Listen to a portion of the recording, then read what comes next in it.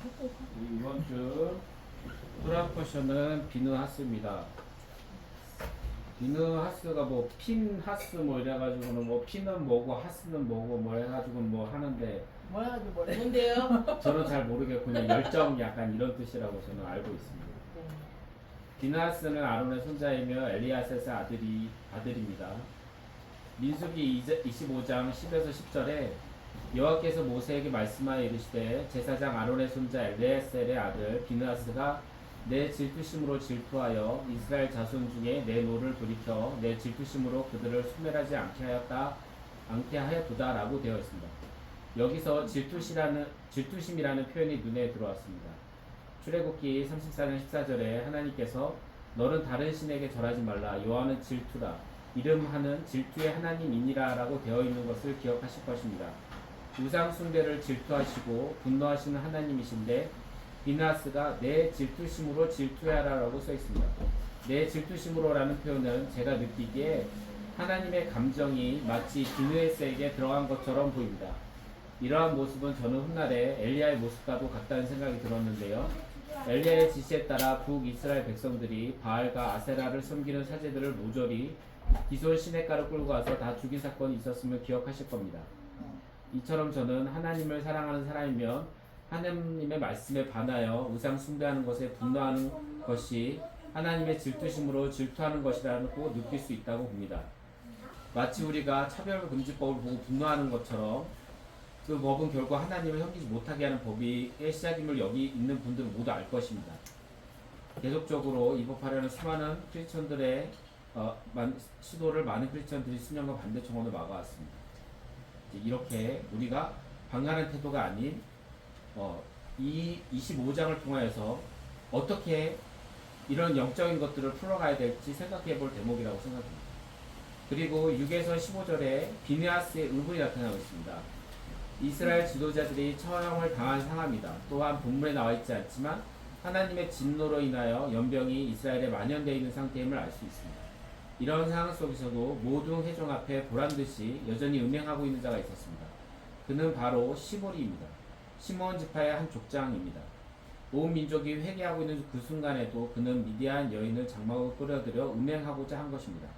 죄악에 깊이 물든 인간이 자신의 죄악조차 깨닫지 못하는 어리석음을 단적으로 드러내고 있습니다. 미디안의 한 여인은 미디안의 두령 수루의 딸 고스비를 가리킵니다. 이 고스비 찾아보니까 거짓말이라는 뜻이더라고요. 제가 찾아본 바에 시므리가 이 여인과 회목 가까이 접근한 것은 그가 아직 회개하지 않았으며 철저히 우상숭배자로 전락하였고 하나님의 규례를 의도적으로 회파하고 있음을 여실히 보여주고 있다고 하겠습니다. 그래서 그런지 몰라도 신명기 33장에 모세는 각 지파를 축복할 때 시므온 지파만 빼고 축복함을 볼 수 있습니다.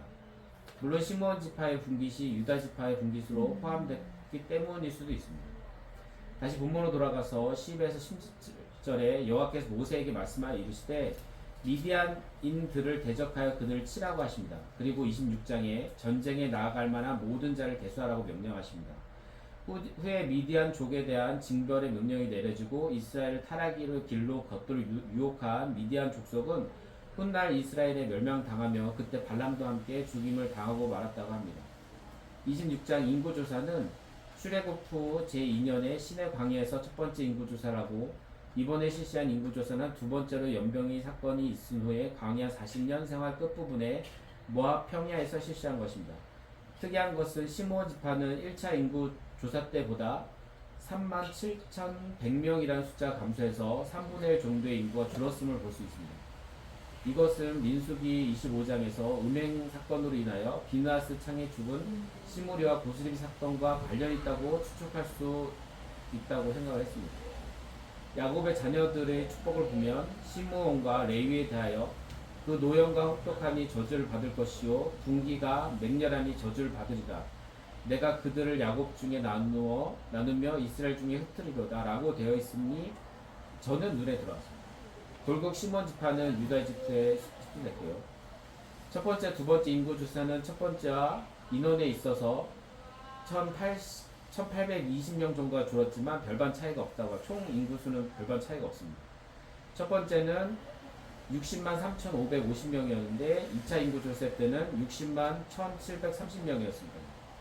광야의 40년의 악조건과 그들의 불순종 속에 불신의 사람들은 다 죽었지만 하나님께서 새로운 세대들을 또한 준비시켜서 가나안에 들어가도록 하신 은혜가 놀랍도록 나타나 있습니다. 52장에서 56절에 기업 분배의 명령이 나와 있는데요. 이 명수대로 땅을 나누어 주어 기업을 삼게 하라는 수가 많은 자들에게 기업을 많이 줄 것이요 수가 적은 자에게는 기업을 적게 줄 것이니 그들의 계수함을 입은 수대로 각기 기업을 주되 오직 그 땅을 제비 뽑아 나누어 그들의 조파 지팡이의 이름을 따라 얻게 할지니라. 그 다소를 물러나고 그 기업을 제비로 뽑아 나눌지니라. 어쩌면 반역한 그대로 지파의 수가 줄었으므로 기업을 그 숫자에 맞게 준다는 것은 이스라엘 역사와 관련이 있다는 생각이 들었습니다. 그리고 64에서 75절에 모세와 제사장 아론이 시내 광야에서 계수한 이스라엘 자손은 한 사람도 들지 못하였으니 이는 여호와께서 그들에게 말씀하시기를 그들이 반드시 광야에서 죽으리라 하셨습니다. 이러므로 여분네 아들 갈렙과 눈의 아들 여호수아 외에는 한 사람도 남지 아니하였다를 통해 하나님의 뜻을 분별하지 못하고 그저 시대의 흐름만으로 산다면 결국 가나안 땅에 나아지 못한 이스라엘 백성들처럼 되겠다는 생각이 들었습니다. 다음으로 민수기 27장인데요. 1에서 11절에 나오는 슬로브핫 딸들에 관한 이야기의 핵심은 가나안 땅에서 얻은 기업의 분배에 관한 것입니다. 므낫세 지파의 슬로브핫이라는 사람이 광야에서 죽었습니다. 그에게는 아들이 없고 딸만 5 있었지요. 문제는 아버지의 유산은 아들만 이어받을 수 있다는 것입니다. 슬로브핫의 딸들은 매우 용기 있게 나서는데요. 그녀들은 회막문에 가서 모세 회중에게 요구합니다. 먼저 우리 아버지는 고라 무리에서 들지 않았고 자기의 죄로 죽었다고 합니다. 즉 가문과 기업을 잊지 못할 만큼 큰 죄를 짓지 않았으며 다른 것이 있다면 아들이 없다는 것인데 그것이 아버지의 이름을 받을 기업이 없어져야 하는 이유는 될 수 없다며 딸인 우리가 기업을 달라고 요청합니다. 모세가 이 사연을 듣고 하나님께 나아가고 하나님께서 슬로브핫의 딸들의 말이 옳다고 인정해주며 그 기업을 딸들에게 주도록 하고 그와 함께 상속에 대한 율법을 보완시켜 주십니다. 저는 이 내용을 읽으면서 생각이 든 것은 이 개인적인 생각이에요. 한 세 사람이 생각났어요. 이스라엘 민족이 하나님께 선택받았듯이 기업을 물려받는 것도 아들에게만 주어지는 특권이었습니다. 여자들은 인구수를 계수할 때도 그 수에 들어가지 못하는 존재였습니다.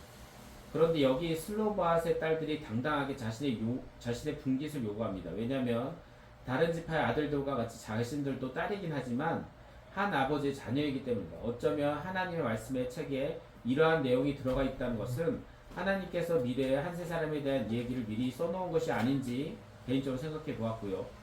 루키도 생각났습니다. 상속을 받을 아들이 없는데 결국 하나님의 인정을 받아 유산을 물려받는 것이 너무나 닮아있지 않습니까? 그러므로 우리 또한 이방인이지만 한 세 사람으로서 하나님의 자녀의 분기를 받도록 주님께 당당히 요구할 수 있는 자격을 갖추도록 최선을 다하여 하나님의 백성으로 본분을 다하여야 할 것입니다. 다음은 이제 민수기 28장과 29절인데 28절에는 율례에 대해서 예배 질서에 대해서 이제 뭐 안식일, 초하루, 유월절 뭐 이거에 대해 나오고 민수기 29장은 절기와 제사의 규정에 대해서 나누는데 저는 이게 항상 하나님은 이렇게 무슨 일이 사람들이 막 죽어 나갔을 때 다음에 이 율례와 규례 제사를 꼭 언급을 하시더라고요. 근데 그것은 다시 새롭게 되어지는 하나님의 그 시간 안에서 그 율례와 규례와 이런 것들로 다시 세워지는 그거를 다시 재정립하기 위해서 항상 이러시는 것이 아닌가 그런 생각을 했습니다. 이상입니다.